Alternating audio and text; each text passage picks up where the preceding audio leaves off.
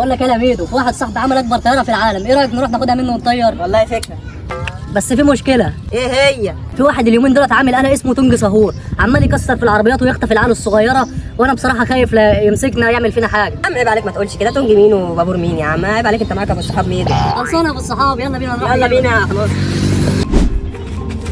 يا معلم عباقة، يا رجاله خير. كنا قاصدينك في خدمه بس كده يا معلم. يا رجاله والله لا جايين فلوس انا معيش. لا يا عم فلوس ايه وبتاع يا عم؟ احنا قاصدينك في خدمه كده، حاجه بسيطه يعني. طب خير يا عم، عايزين ايه؟ كنا عايزينك تعمل لنا طياره كده. بس كده؟ طب سهله يا عم. بس مش اي طياره، انا عايزك تعمل لنا اكبر طياره في العالم. انا شغال على الموضوع ده بقالي فتره كبيره، ده انا هعمل لكم حدتين طياره. ايه انا مش قلت لك انا عمبكه اللي عند الحل؟ طب ما توريها لنا كده. ماشي يا رجاله، استنوني 5.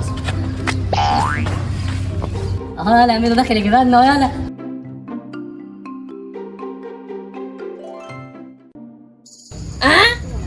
ده اللي انت جايبه ده يا عمبكه، ده انت غلبت ميدو لما كان جايب رغيف العيش.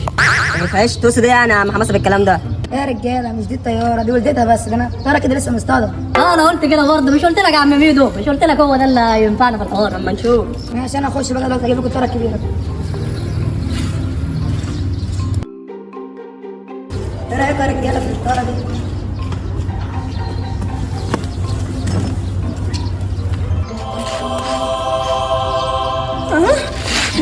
قوم يلا قوم، انا مش قلت لك هنا عمبكه ده بيعمل عظمه؟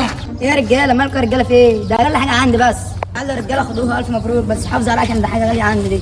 حاضر يا معلم عباقة. والله انا ميدو الطياره وقفت معانا، يلا نروح لطياره. يلا بينا حماس. الله حلوه دي المكان ده يا حماس.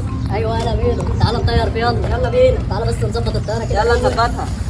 نظبط الخيط كده والديل. ماشي يا باشا. 1 hour later. بقت جاهزه يلا ميدو، يلا بينا نطير. يلا يا حماس يلا.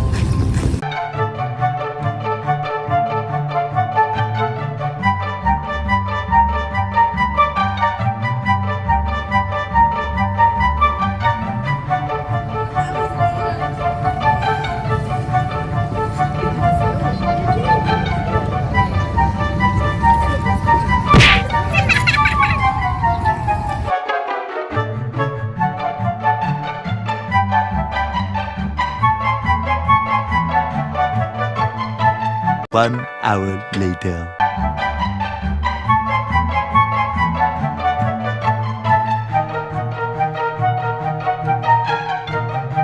حماس الحقني يلا. يخرب بيتك. ده يلا الصوت ده يا ميدو. صوت ايه يا عم حماس؟ معرفش، سامع صوت غريب من المبنى اللي هناك ده. Tung tung tung tung tung tung tung tung tung sahur. Tung tung tung tung tung tung tung tung tung. غريب. سامع صوت غريب. نهار اسود، ده شكله تونج هابور ده ولا اسمه انت بتقول عليه؟ نهار اسود اجري انا. وبكده يكون وصلنا لنهايه الفيديو يا حبايب قلبي، ما تنسوش تدونا لايك وسبسكرايب وتكتبوا لنا في الكومنتات ايه اللي هيحصل في الجزء الثاني.